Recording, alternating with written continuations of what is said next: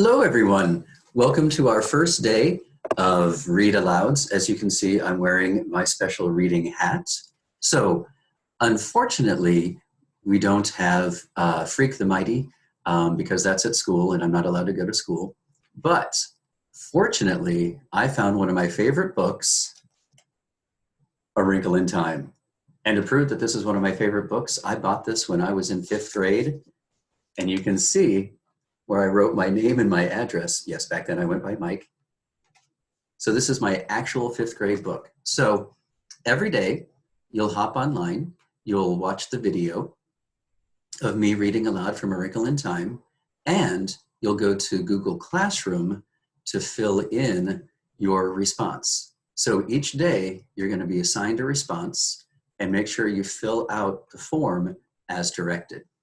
So our first day, we're going to be focusing on story elements. We're going to be focusing on setting, which is time and place. And remember, when we're talking about time, we're talking about present, right around now, the very far past, like covered wagons and that kind of stuff, or the very far future with like flying cars.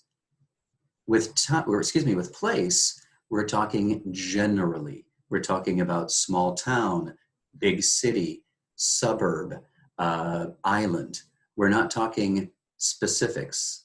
This is a novel, not a short story. So we're not talking about in the house or in the backyard. We're also going to be looking at character. We're going to be looking at mood and theme. All of these instructions, again, are in the Google document in Google Classroom. So we're going to start by looking at the front cover.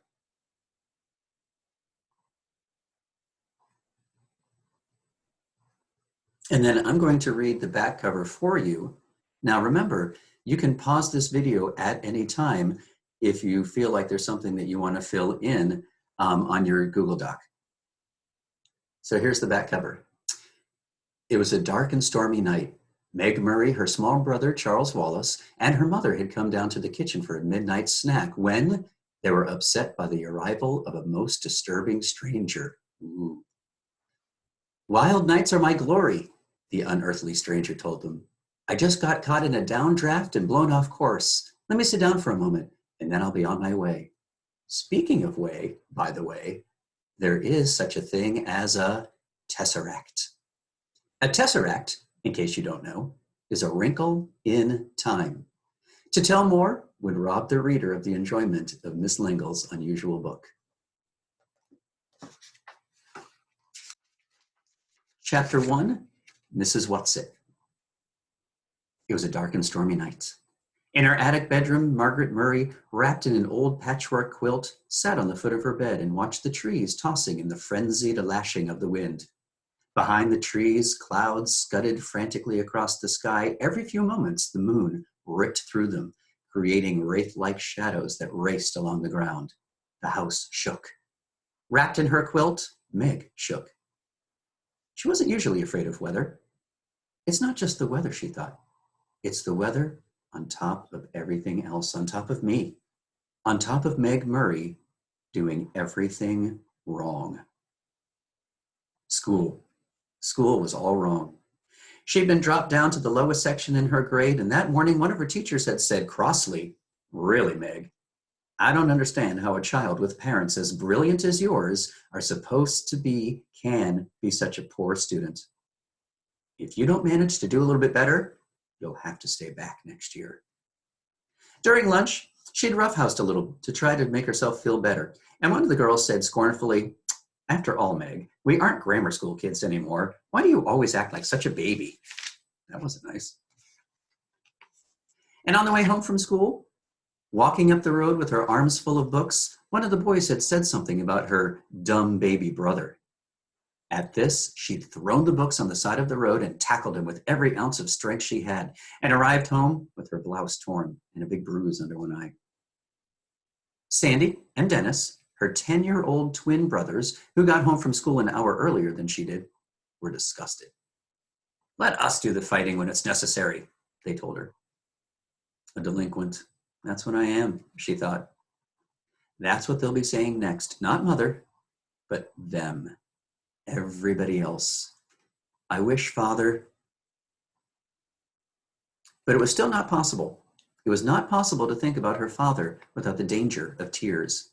Only her mother could talk about him in a natural way, saying, when your father gets back. Gets back from where? And when? Surely, her mother must know what people were saying, must be aware of the smugly vicious gossip. Surely it must hurt her as it did Meg. But if it did, she gave no outward sign. Nothing ruffled the serenity of her expression. Why can't I hide it too? Meg thought. Why do I always have to show everything? The window rattled madly in the wind, and she pulled the quilt close about her. Curled up on one of her pillows, a gray fluff of kitten yawned, showing its pink tongue, tucked its head under again, and went back to sleep. Everybody was asleep. Everybody except Meg. Even Charles Wallace, the dumb baby brother, who had an uncanny way of knowing when she was awake and unhappy, and who would come so many nights tiptoeing up the attic stairs to her, even Charles Wallace was asleep. How could they sleep? All day on the radio, there had been hurricane warnings. How could they leave her up in the attic in the rickety brass bed, knowing that the roof might be blown off, right off the house? She tossed out into the wild night sky to land who knows where. Her shivering grew uncontrollable. You asked to have the attic bedroom, she told herself savagely. Mother let you have it because you're the oldest. It's a privilege, not a punishment. Not during a hurricane, it isn't a privilege, she said out loud. She tossed the quilt down on the foot of the bed and stood up. The kitten stretched luxuriously and looked up at her with huge, innocent eyes. Go back to sleep, Meg said. Just be glad you're a kitten and not a monster like me. She looked at herself in the wardrobe mirror, made a horrible face, bearing a mouthful of teeth covered with braces. Automatically, she pushed her glasses into position, ran her fingers through her mouse brown hair so that it stood wildly on end, and let out a sigh, almost as noisy as the wind. The wide wooden floorboards were cold against her feet. Wind blew in the crevices about the window frame, in spite of the protection of the storm sash that it was supposed to offer. She could hear wind howling in the chimneys. From all the way downstairs, she could hear Fortinbras, the big black dog, starting to bark. Ooh, he must be frightened too. What was he barking at? Fortinbras never barked without reason. Suddenly, she remembered that when she'd gone to the post office to pick up the mail, she'd heard about a tramp who was supposed to have stolen 12 sheets from Mrs. Buncombe, the constable's wife. They hadn't caught him, and maybe he was heading for the Murray's house right now, isolated on a back road as it was. And this time, maybe he'd be after more than sheets. Yeeks. Meg hadn't paid attention to the talk about the tramp at the time because the postmistress, with a sugary smile, had asked if she'd heard from her father lately. She left her little room. She made her way through the shadows of the main attic, bumping against the ping pong table. Now I'm going to have a bruise on my hip on top of everything else, she thought. Next, she walked into her old doll's house. Charles Wallace's rocking horse, the twins' electric trains. Why must everything happen to me, she demanded of a large teddy bear. At the foot of the attic stairs, she stood still and listened. Not a sound from Charles Wallace's room on the right. On the left, in her parents' room, not a rustle from her mother, sleeping alone in the great double bed. She tiptoed down the hall and into the twins' room, pushing again at her glasses as though they could help her see better in the dark. Dennis was snoring. Sandy murmured something about baseball and then subsided. The twins, they didn't have any problems. They weren't great students, but they weren't bad ones either. They were perfectly content with a succession of B's and an occasional A or C. They were strong and fast runners and good at games. And when cracks were made about anybody in the Murray family, they weren't made about Sandy and Dennis. She left the twins' room, went on downstairs, avoiding the creaky 7th step. Fortinbras had stopped barking. He wasn't the tramp this time, then. Fort would go on barking if anybody was around. But suppose the tramp does come.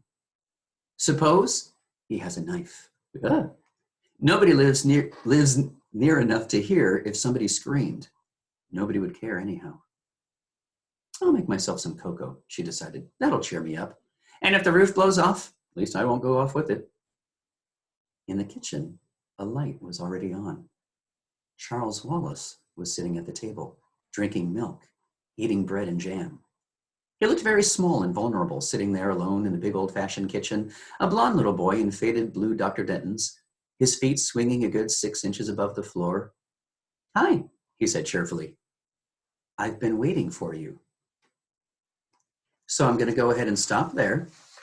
At this time, if you haven't already, you want to make sure that you hop onto Google Classroom and do your response. Remember, follow all of the instructions. I even made an example for you, and I will see you tomorrow.